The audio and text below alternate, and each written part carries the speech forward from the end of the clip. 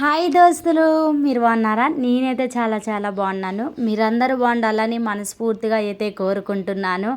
ఈరోజు మార్నింగ్ అయితే ఇది సండే రోజు బ్లాగ్ అండి. ఆ రోజు నేను వీడియో ఎడిటింగ్ చేసి పెట్టడానికి కొంచెం కుదరలేదు, అందుకే పెట్టలేదు. సండే రోజుది నేను చెప్పాను కదా, 1 తారీఖు నుండి ఖచ్చితంగా వీడియోస్ అయితే స్టార్ట్ చేస్తాను, పెడతానని చెప్పాను కదా. అందుకే మాట నిలవబెట్టుకోవటానికి ఈరోజైతే వీడియో అయితే ఎడిటింగ్ చేసి మరీ ఇప్పుడు పెట్టాను. వాస్తవానికి అయితే ఇవాళ పెట్టొద్దు అనుకున్నా, ఎందుకంటే చాలా బట్టలు ఉన్నాయి, పని ఎక్కువ ఉంది.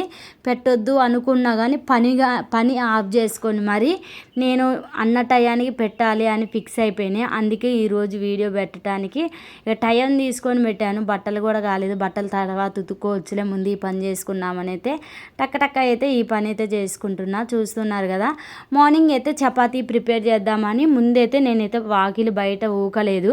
ఎందుకు ఊకలేదు అక్క అనుకుంటున్నారా? నేను లేచినప్పుడు అయితే చపాతీ పిండి అయితే కలిపి పక్కన పెడితే మంచిగా చపాతీలు వస్తాయి అన్న ఆలోచనతో, అంతకుముందు ఎప్పుడు కలిపితే అప్పుడే చేసేదాన్ని. కానీ కొద్దిగా ఆలోచన వచ్చింది, మంచిగా మనం ఇలా నానబెట్టుకొని చేస్తే సాఫ్ట్గా మంచిగా వస్తాయి అన్న ఆలోచనతో ఈరోజైతే ముందే పిండి అయితే కలిపేస్తున్నాను. ఆయిల్ వేసాను, గోధుమ పిండి ఆయిల్ వేసాను, తర్వాత కొంచెం 1 స్పూన్ సాల్ట్ వేసుకొని వాటర్ పోసి కలుపుతున్నాను. చూస్తున్నారు కదా, ఇలా కలుపుకున్నాక కొంచెం అంత పైన ఆయిల్ వేసి మూత పెట్టేసి మన పని ఏరే పని చేసుకుని వచ్చేలోపు ఇక్కడ మంచిగా నానిపోయిద్ది, బాగుంటుంది. చేసేటప్పుడు స్మూత్గా మంచిగా వస్తాయి.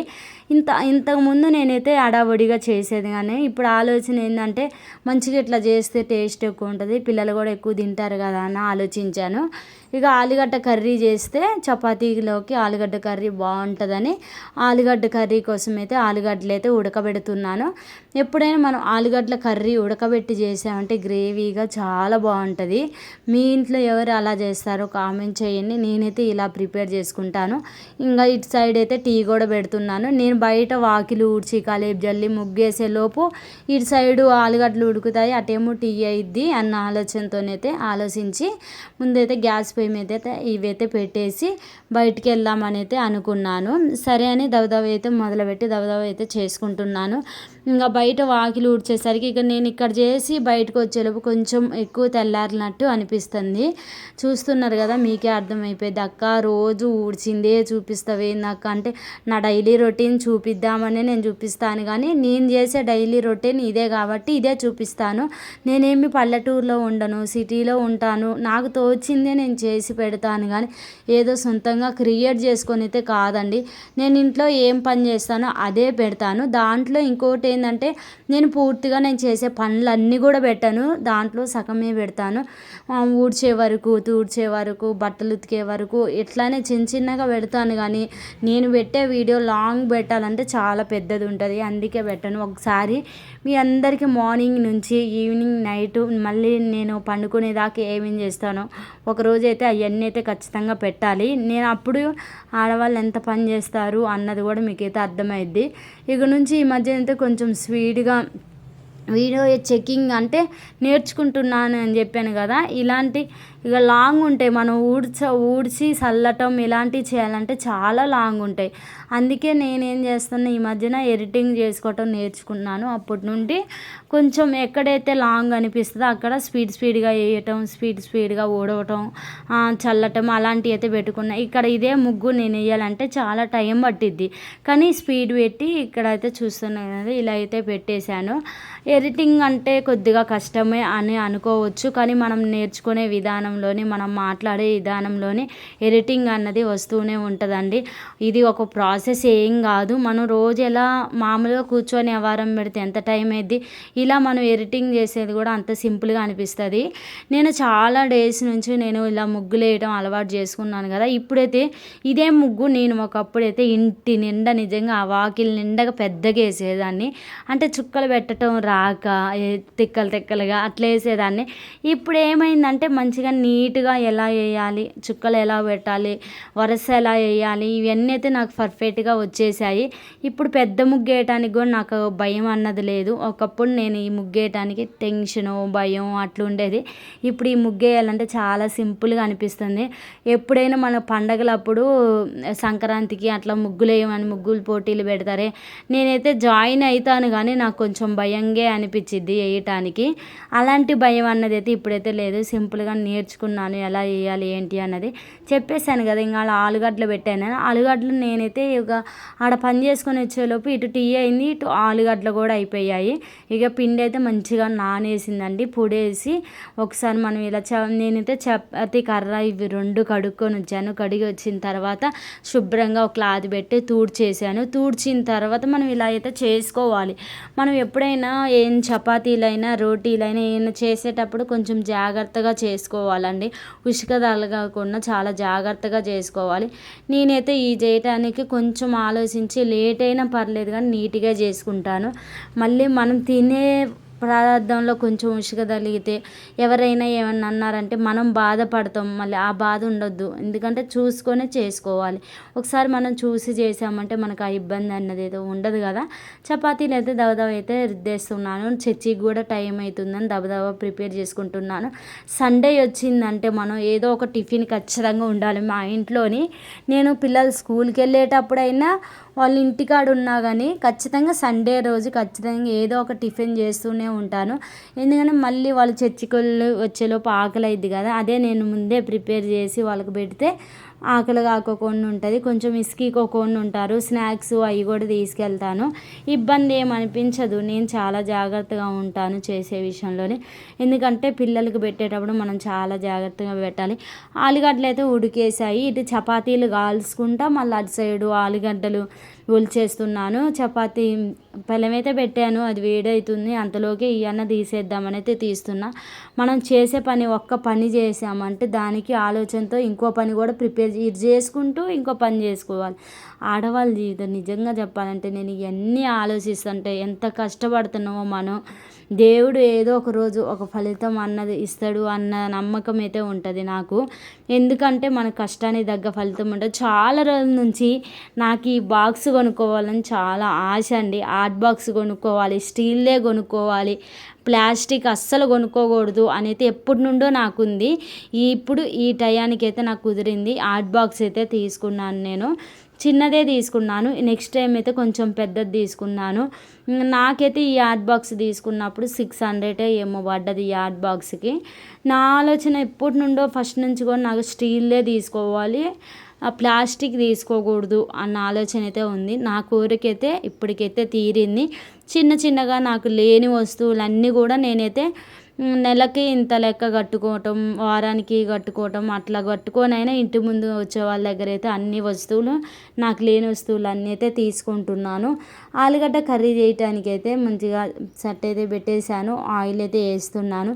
ఆలుగడ్డ కర్రీ నిజంగా చెప్పాలంటే ఇంట్రెస్ట్ పెట్టి చేసామంటే చాలా బాగుంటుందండి, చాలా టేస్ట్ ఉంటుంది. ఇక్కడ ఏం జరిగిందంటే ఎలిపాయలు ఇవన్నీ వేసేది వీడియో తీశాను. కానీ ఏం జరిగిందంటే నేను వీడియోస్ ఎక్కువ అయిపోయి నేను వీడియో తీస్తుంటే ఆఫ్ అయిపోతుంది. అందువల్ల డిస్టర్బ్ అయిపోయింది ఇక్కడ. ఇక నేను మళ్ళీ ఏం చేశాను, ఇవన్నీ చేసిన తర్వాత చెక్ చేసుకొని పాత వీడియోస్ అన్నీ డిలీట్ చేసి మళ్ళీ వీడియో పెట్టి ఇట్లా చేసుకోవటం అయితే జరిగింది.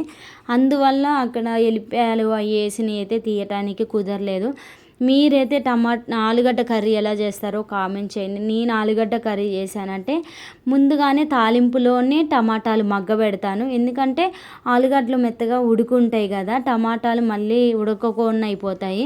అందుకే ముందే తాలింపులో టమాటాలు ఉడకబెట్టి సాల్ట్ వేసి కొంచెం అంతా ఉడకబెడతాను. తర్వాత మనం ఇవి వేసుకోవాలి, ఆలుగడ్డలు వేసుకొని కలవ తిప్పుకోవాలి. ఆలుగడ్డలు ఈ కుర్మా చేసినప్పుడు చపాతీలకి, రోటీలకి, మళ్ళీ గోధుమ చపాతీలకి, దేంట్లోకైనా చాలా బాగుంటాయి. ఏదైనా కానీ ఈ కర్రీ పిల్లలకు కూడా చాలా ఇష్టం నాకు.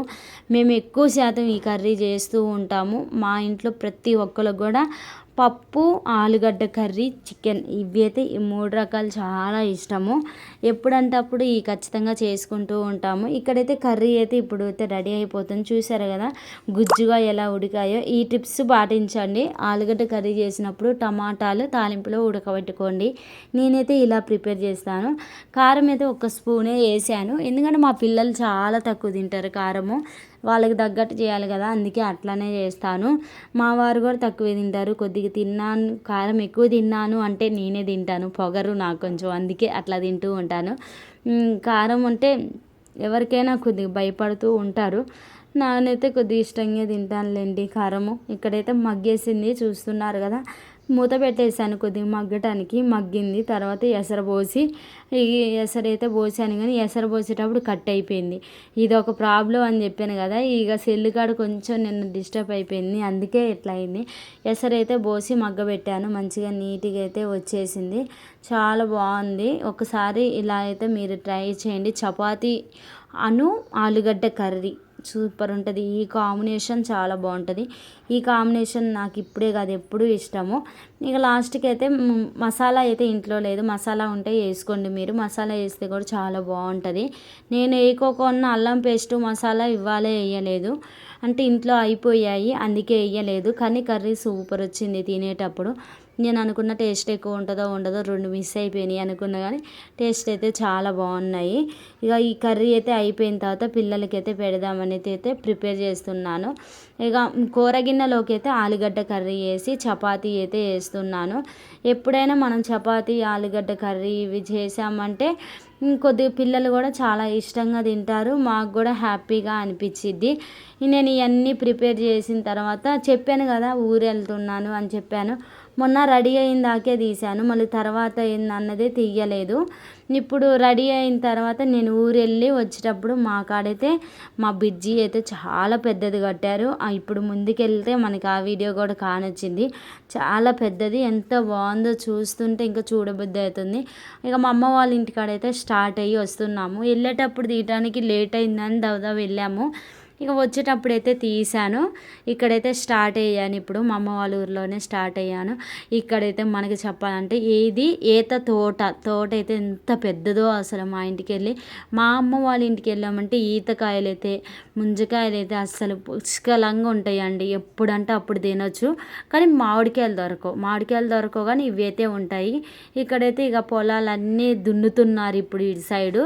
చాలా బాగుంటుంది. మనం ఇక్కడైతే పచ్చగా మంచిగా పడుతూ ఉంటుంది. ఇది చూస్తున్నారు కదా ఎంత నీట్గా ఎంత బాగుందో ఇప్పుడు చూస్తుంటే. ఇక్కడ రోడ్డు మీద ఇట్లా మనం వెళ్ళేటప్పుడు ఈ వీడియో తీస్తుంటే అసలు చాలా బాగుంటుంది. చూస్తుంటే ఇంకా చాలా బాగుంటుంది. ఆ టైంలో ఏంటంటే పత్తి వరి పొలం అవి వేస్తారు కదా, ఆ టైంలో ఇంకా పచ్చగా మంచిగా పడుతూ ఉంటుంది. నేను అప్పుడు వెళ్ళలేదు కాబట్టి వెళ్ళినప్పుడే తీసుకున్నా కొద్దిగా సంతోషంగా ఉంటుందని ఆలోచనతో ఇక నేను వెళ్ళేటప్పుడు తీశాను.